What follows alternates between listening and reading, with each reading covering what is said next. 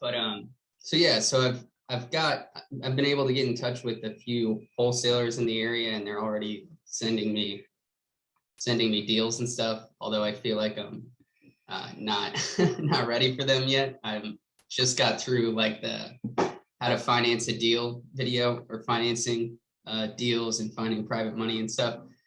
Curious if I should I kind of like go through the whole course and get a feel for the whole process first and build out like a strong team, or should I start considering these deals that they're throwing at me and then, be willing to run and gun? Yeah, that's a good question. My recommendation is to learn as you go.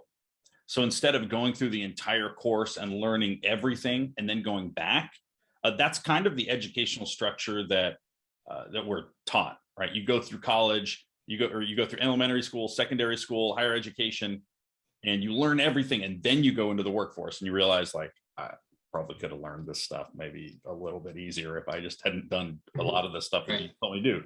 And so a lot of that is representative of what's called adult learning theory. And adults learn best when you give them what they need, like right when they need it, right? So you're essentially trying to serve two things: competence and confidence, right? Your confidence, you can have a lot of confidence and no competence, and that's just foolishness, right?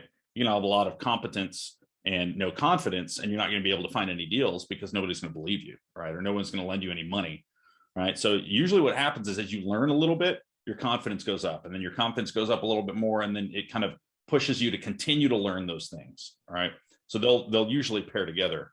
But I recommend, once you pick your market, start analyzing deals, because invariably this is what's going to happen.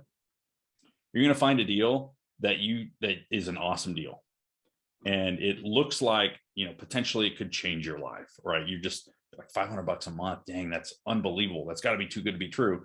And then you pursue that deal. Maybe you get under contract on it, and maybe it goes all the way through. Sometimes those deals, they end up falling apart right at the last minute, because you find out, it's happened to Jared, that the title wasn't clear on one of his properties. It was a tax lien sale, and they couldn't guarantee a clear title. And so Jared said, well, I can't buy this. And then 10 years later, someone show up and say, actually, this is my property. You know what I mean? Like, that's just, I can't do that, right? So that deal fell apart. But what it meant was he learned the entire process up to that point, right? So he's put himself in kind of a pressure cooker where he says, am I going to buy this property?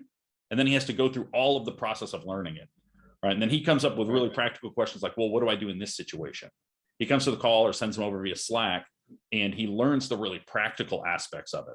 So yes, continue to watch and learn the course material, the program material, but more important than that is actually doing that homework, right? And you've seen this with your evaluation of markets, right? You could watch the market evaluation session over and over and over again, but once you actually get in and start evaluating the markets, that's really when you learn the inner workings of everything.